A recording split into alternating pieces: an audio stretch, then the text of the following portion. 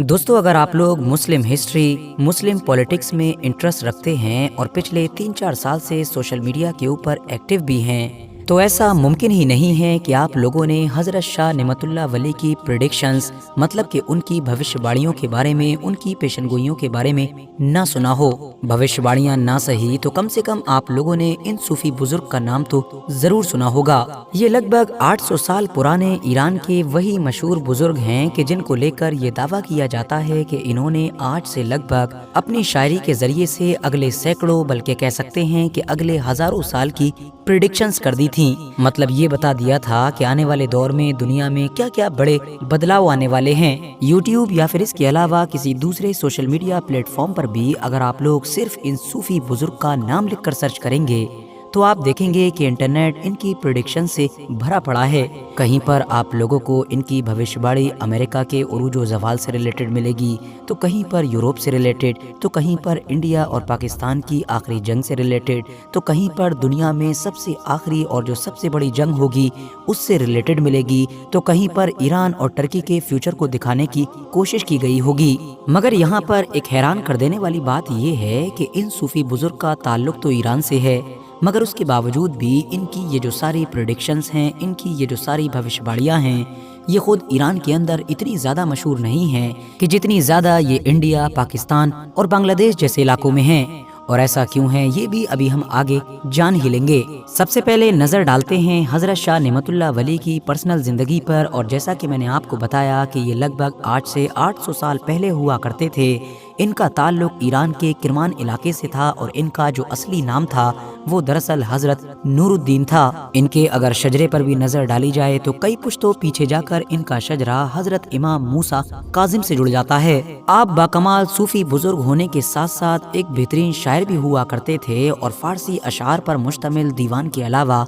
आपका एक कसीदा भी काफी मशहूर है, जिसके अंदर खुदा के इस वली ने आने वाले दौर की फारसी अशार की शक्ल में पेशनगोइयां की हैं, मतलब दूसरी जबान में कहूँ तो प्रेडिक्शंस की हैं। मगर जैसा कि मैंने आपको पहले ही बताया कि हैरानी की बात यह है कि फारसी अशार की सूरत में की गई ये सारी पेशनगोइयां खुद ईरान के अंदर भी इतनी ज़्यादा मशहूर नहीं हैं कि जितनी इधर इंडिया, पाकिस्तान और बांग्लादेश के इलाके में हैं। और उसकी वजह वो बड़ा जुल्म है कि जो अलग अलग दौर में इस इलाके के कुछ लोगों की तरफ से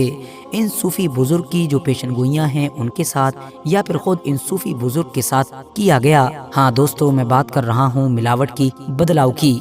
हमारी जो सोसाइटी है वो दरअसल सिर्फ दूध में पानी मिलाने के लिए ही मशहूर नहीं है, बल्कि वो तो विरासत में मिली हुई किताबों या फिर बाकी नॉलेज के खजाने में भी मिलावट और बदलाव करने की कोशिशें करती रहती है। ये बिल्कुल ऐसा ही है कि जैसा आज के दौर में आपने देखा होगा कि सोशल मीडिया के ऊपर डॉक्टर इकबाल के ऐसे बेशुमार अशार शेयर किए जाते हैं कि जिनका उनसे दूर दूर तक कोई ताल्लुक नहीं होता है। बिल्कुल ऐसे ही ऐसे बहुत सारे थॉट्स, ऐसे बहुत सारे अक़वाल भी शेयर किए जाते हैं कि जिनके नीचे लिखा होता है हज़रत अली, मतलब कि ये हज़रत अली ने कहा है, लेकिन हकीकत में हज़रत अली से वो चीज़ें किसी भी किताब के थ्रू, किसी भी रेफरेंस के थ्रू साबित ही नहीं होती हैं। अब जैसे डॉक्टर इकबाल एक बहुत बड़े शायर थे और उनके बेशुमार अशार मौजूद भी हैं, हज़रत अली के असल में बेशुमार अक़वाल मौजूद भी हैं, बिल्कुल वैसे ही हज़रत शाह नेमतुल्लाह वली भी एक बहुत बड़े बुजुर्ग थे, खुदा के वली थे। और हाँ, उन्होंने प्रेडिक्शंस की भी थी, लेकिन हाँ वो पेशनगोइयाँ, वो भविष्यवाणियाँ वो नहीं थी कि जो आज यूट्यूब पर नजर आती हैं, बल्कि उनकी तादाद तो बमुश्किल 50 से 60 के बीच है। और ये सारी बातें बस मैं यूं ही हवा में नहीं कर रहा हूँ, बल्कि पूरी रिसर्च की बात कर रहा हूँ। दरअसल मामला ये है कि कुछ अर्सा पहले ईरान के एक कुतुब खाने में लगभग 200 साल पुराना हज़रत शाह नेमतुल्लाह वली के अशार का एक किताबी नुस्खा, या आप उसको जो भी कह सकते हैं, वो दरियाफ्त हुआ था। ये लगभग 1000 फारसी अशार पर मुश्तमिल एक पूरा दीवान है, लेकिन इसके अंदर इंडिया, पाकिस्तान, अफगानिस्तान, टर्की और ईरान से जुड़ी हुई किसी भी ऐसी पेशनगोई, ऐसी प्रेडिक्शन का जिक्र नहीं मिलता है कि जिस तरह की भविष्यवाणियों से इंडियन और पाकिस्तानी यूट्यूबर्स ने या फिर स्कॉलर्स ने यूट्यूब को भर रखा है। मैं कोशिश करूंगा कि फारसी अशार के इस पूरे दीवान का लिंक मैं डिस्क्रिप्शन में डाल दूं। ये फारसी में है, लेकिन अगर आप फिर भी चाहें तो इसको पढ़ सकेंगे। باقی جہاں تک معاملہ رہا حضرت شاہ نعمت اللہ ولی کی اصلی پیشن گوئیوں کا، تو جیسا کہ میں نے آپ کو بتایا کہ ہاں انہوں نے پیشن گوئیاں کی تھیں، اور ان کا وہ جو قصیدہ ہے کہ جس میں انہوں نے اشعار کے ذریعے سے یہ بھوشواڑیاں کی ہیں، وہ بھی آج بھی اصلی حالت میں موجود ہے۔ اس کو دیکھ کر پتہ چلتا ہے کہ حضرت شاہ نعمت اللہ ولی نے آنے والے دور میں جو بڑی بڑی چیزیں ہوں گی ان کی طرف اشارہ تو کیا ہے، لیکن خاص طور سے کسی بھی بادشاہ، کسی بھی حکمران یا کسی بھی جگہ کا اس طرح سے نام نہیں لیا ہے کہ جیسا آج کے دور میں عام طور پر دعویٰ کیا جاتا ہے۔ اتہاس پر نظر ڈالیں تو پتہ چلتا ہے کہ پچھلی لگ بھگ 2 صدیوں میں مسلمانوں کے اوپر جب بھی کوئی بڑی مصیبت آئی، کوئی بڑی پریشانی آئی، تو بجائے اس کے کہ مسلمان اپنی ہار، اپنے زوال یا اپنی باقی پریشانیوں کا حل قرآن و حدیث کی روشنی میں ڈھونڈتے، ان کو اس دور کے کسی انسان نے تسلی دینے کے لیے، یا یہ بھی کہہ سکتے ہیں کہ شاید جذباتی بنانے کے لیے، حضرت شاہ نعمت اللہ ولی کا یہ قصیدہ تھوڑے بہت بدلاؤ کے ساتھ شیئر کر دیا۔ تھوڑی گہری ریسرچ کے بعد پتہ چلتا ہے کہ اس کا سب سے پہلا استعمال 1857 کے قریب ہوا تھا۔ 1857 کی جنگ آزادی کے بعد پہلی بار اس قصیدے کو بدلاؤ کے ساتھ دا کلکتہ ریویو نام کے ایک جریدے میں پبلش کیا گیا تھا، جبکہ دوسری بار کسی صاحب نے فرسٹ ورلڈ وار کے ختم ہو جانے کے بعد اس قصیدے کو تھوڑے بدلاؤ کے ساتھ دنیا میں اس وقت پھیلا دیا کہ جب سلطنت عثمانیہ کے وجود پر خطرہ منڈرا رہا تھا۔ اس بدلے ہوئے قصیدے میں دنیا کو یہ میسج دینے کی کوشش کی گئی تھی کہ عثمانی سلطان کی یلغار ہوگی اور سلطنت عثمانیہ کی واپسی ہوگی، لیکن جیسا کہ ہم جانتے ہیں کہ اگلے تھوڑے ہی وقت میں نہ صرف سلطنت عثمانیہ ختم ہو گئی، بلکہ اب اس کی جگہ پر ایک نیا اور سیکولر ٹرکی وجود میں آ گیا، جس کے بعد اب بڑی ہی چالاکی کے ساتھ اس بدلے ہوئے قصیدے کے اندر سے سلطنت عثمانیہ سے ریلیٹڈ یہ جو پریڈکشن تھی ان کو نکال دیا گیا۔ جبکہ تیسری بار حضرت شاہ نعمت اللہ ولی کے اس قصیدے کو تھوڑے بدلاؤ کے ساتھ 1948 کے دور میں لاہور کے جو کچھ اخبار تھے جیسا کہ زمیندار یا پھر شہباز وغیرہ، اس میں پبلش کیا گیا تھا۔ یہ وہ وقت تھا کہ جب انڈیا کے بیچ میں موجود حیدرآباد ریاست کے جو نواب تھے وہ انڈیا کے ساتھ آنے کے لیے تیار نہیں تھے اور ایک الگ ریاست بنانا چاہتے تھے، لیکن انڈیا نے اب حیدرآباد کو اپنے اندر ملانے کے لیے فوج استعمال کرنے کا فیصلہ کر لیا تھا، بلکہ حیدرآباد کے اندر اپنی فوج کو انٹر کر دیا تھا۔ تو اب پاکستان کے لاہور کے کچھ اخباروں کے اندر 1948 میں کسی نے یہ جو بدلاؤ کے ساتھ قصیدہ یہاں پر پبلش کیا تھا،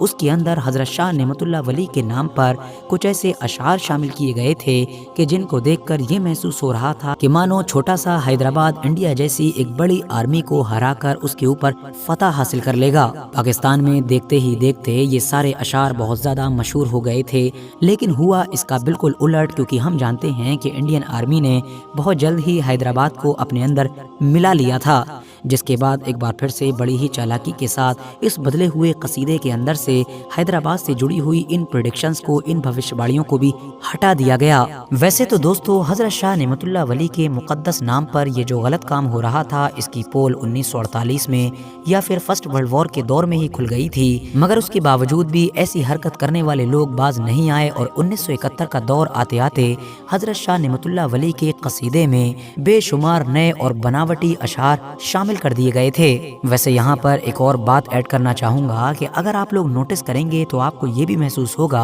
کہ حضرت شاہ نعمت اللہ ولی کے قصیدے کے ساتھ چھیڑ چھاڑ، اس میں بدلاؤ یا پھر اس کا اس طریقے سے استعمال سب سے زیادہ پاکستان کے اندر ہوا ہے، اور اس میں بھی اگر لاجیکل وے میں فائنڈنگ کی جائے تو محسوس ہوتا ہے کہ وہاں کی آرمی کہ جو پولیٹکس میں کچھ زیادہ ہی انوالو رہتی ہے، اس نے اپنے عزائم کو، اپنے ٹارگیٹس کو پورا کرنے کے لیے، پبلک کو اپنے فیور میں رکھنے کے لیے اس چیز کا بڑی ہی اچھی طریقے سے ایک پروپیگنڈا کے طور پر استعمال کیا۔ باقی حضرت شاہ نعمت اللہ ولی کے نام پر ان کے قصیدے میں یہ جو ملاوٹی اور بناوٹی اشعار ڈالے گئے ہیں، وہ خود بھی کبھی کبھی اس بات کی گواہی دے دیتے ہیں کہ ہاں وہ نقلی ہیں۔ مثال کے طور پر ان کے نام سے مشہور کی گئی بھوشواڑیوں میں جاپان کا نام اکثر دکھائی دیتا ہے، جبکہ سبھی جانتے ہیں کہ ان کے دور میں جاپان نام کا کوئی دیش ہوا ہی نہیں کرتا تھا، بلکہ جاپان کے علاقے کو دوسرے ناموں سے جانا جاتا تھا۔ جاپان نام تو ان کے بہت بعد میں سامنے آیا ہے۔ اب ذرا آپ لوگ اسکرین پر نظر آنے والی اس پیشن گوئی پر نظر ڈالیے۔